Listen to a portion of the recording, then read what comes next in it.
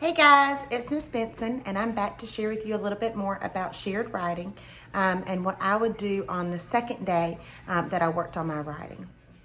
So if you remember, we started out on day one and we kind of did some thinking about what our narrative would be about. And then we did some quick sketching across the pages after we practiced telling it a bunch of times. So that's what I've got today is just my quick sketch across the pages. And if you remember, we practiced it like 4 or 5 times before we started writing. And we did that so that we could make sure we remembered exactly what our story was supposed to be about. So as I go back, the first thing that I would do before I ever did any more writing is to look at my book, and I would reread my book. And I'm going to reread using my pictures because, of course, I have no words yet. So I'm going to reread my book, and my story went something like this. The other day, I went to Walmart. I went to get some bread. And I went to the bread aisle, and there was no bread. Luckily, a woman found some bread in the back, and she said, "I found a couple loaves of bread." That speech bubble always helps me remember that she said something. So I got 1 loaf of bread.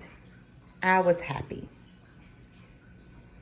So that's kind of where we left off, was just practicing through our story, trying to remember what we were going to say on each page. So today is when I would start actually writing the words of my book. And if kids get through on the first day really quickly, they can go ahead and start writing. This doesn't have to be a second day activity, but it's just something that we kind of go through and model on the second day. Sorry for my shadows. I'm trying to figure out how to not make it so shadowed. Give me just a second. All right, hopefully that's better. So, again, this is the day when I would start writing. And so I would write my first page. I would always plan out what I'm going to say before I start to write it. So I said, "One day I went to Walmart to get bread." And what I like to show my students is to count that many words. So we have, "One day I went to Walmart to get some bread."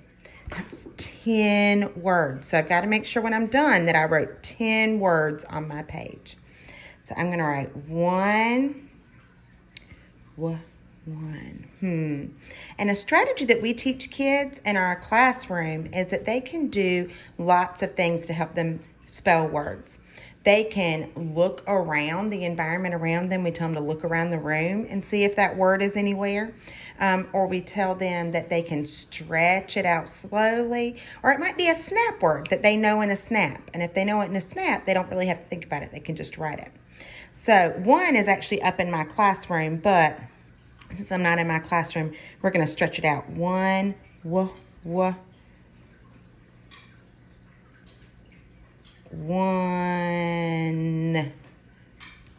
And again, inventive spelling is fine. We want them to write the sounds that they hear. One. And that's okay.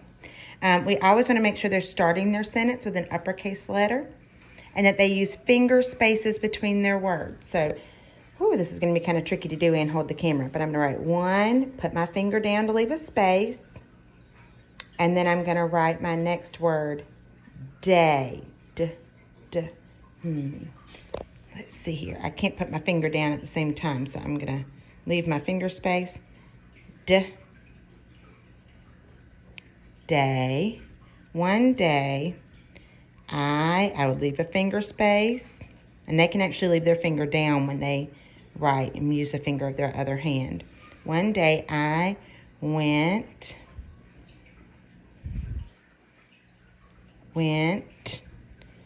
to, 2 is a snap word. We should know in a snap.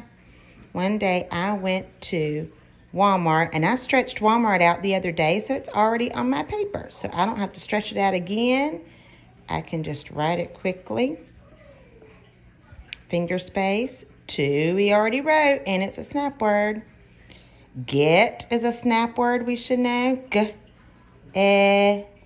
But you can stretch that one out if you need to. Get. Some. Some is a snap word. I can't think of whether we've gotten to it so far. So they could stretch that word out if they don't know it as a snap word yet. Some, bread, bread.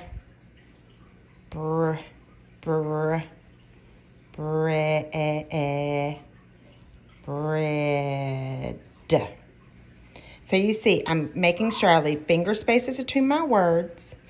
When it's a word that I don't know how to spell, I can stretch it out slowly like I did with bread and with get and with Walmart the other day. If it's a word that I know in a snap, I want to be able to just write it quickly. I can also look around the environment around me and see if that word is anywhere. We really want to try to avoid at this point us spelling for the kids. We want them to start trying to use their sounds to spell their words. And when we write, we want to make sure we're leaving finger spaces between words, uppercase letters, and we've got a punctuation at the end. It could be a period, a question mark, or an exclamation point, depending on how their sentence is written. For mine, I would just need a period. And I always encourage them to go back and reread and make sure they've got everything. One day, I went to Walmart to get some bread. That makes sense. Did I write all 10 of my words? Let's see here. 1, 2, 3, 4, 5, 6, 7, 8, 9, 10. I did. That just helps make sure that they're not leaving out words, and it prevents them from kind of changing up their sentence as they write it. So I would do the same thing across my next pages as well, where I would think through my sentence, what I'm going to write, count my number of words, and then I would write those words the best that I can across my pages, making sure that I leave finger spaces, that I use an uppercase letter, that I put punctuation at the end. And we're going to talk a little bit about editing in our next video. Thanks, guys.